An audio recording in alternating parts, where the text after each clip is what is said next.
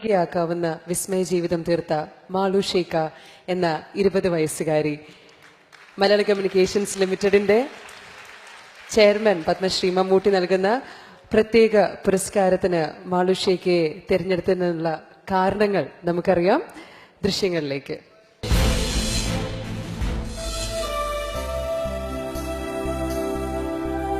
മാളു ഷേഖ കെട്ടുകഥ പോലൊരു ജീവിതത്തിന്റെ ഉടമ. 2017 ഫെബ്രുവരി 20 വേമ്പനാട്ടുകായൽ നീന്തിക്കയറിയ ആദ്യ പെൺകുട്ടിയായി മാറിയപ്പോഴാണ് മലയാളികൾ ഇവളെ അറിഞ്ഞത്. കായലിന്റെ ഏറ്റവും വീതി കൂടിയ കുമരകം മുഹമ്മ ഭാഗം 9 കിലോമീറ്റർ ദൂരമാണ് ഈ 20കാരി കീഴടക്കിയത്. 4 മണിക്കൂർ 20 മിനിറ്റ് കൊണ്ട്.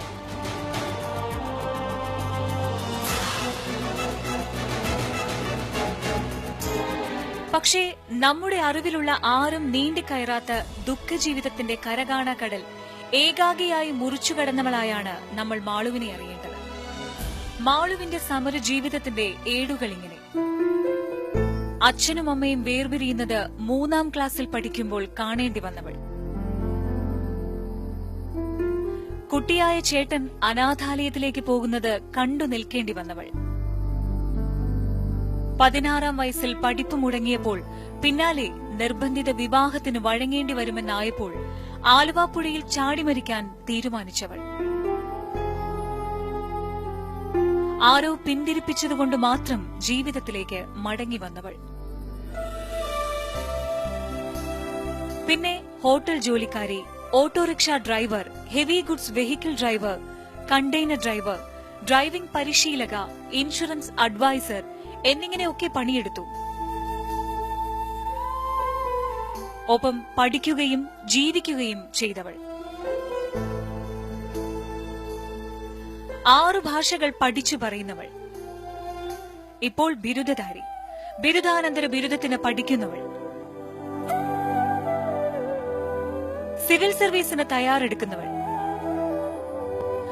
വാർത്തകൾക്കിടയിൽ നിന്ന് മാളു ഷേഖയെ മലയാളത്തിന്റെ മഹാനടൻ പത്മശ്രീ ഭരത് മമ്മൂട്ടി കണ്ടെടുക്കുന്നു. കൈരളി ചെയർമാന്റെ പ്രത്യേക പുരസ്കാരത്തിനായി അല്ല, മലയാളക്കരയിൽ ജീവിതത്തിനിടെ ഒറ്റപ്പെട്ടു പോകുന്ന നിസ്സഹായരായ ആൺകുട്ടികൾക്കും പെൺകുട്ടികൾക്കുമുള്ള ജീവിത സമരത്തിന്റെ മഹാമാതൃകയായി ആദരവോടെ സമർപ്പിക്കുന്നു കൈരളി പീപ്പിൾ ജ്വാല 2017 ചെയർമാന്റെ പ്രത്യേക പുരസ്കാരം. മാളു ഷേഖ.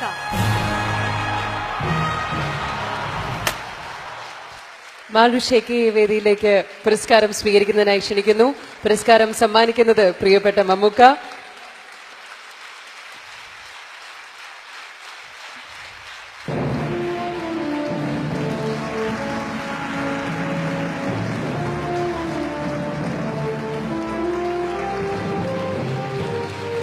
പ്രശസ്തി പത്രം സമ്മാനിക്കുന്നത് ശ്രീ ജോൺ ബ്രിട്ടാസ്.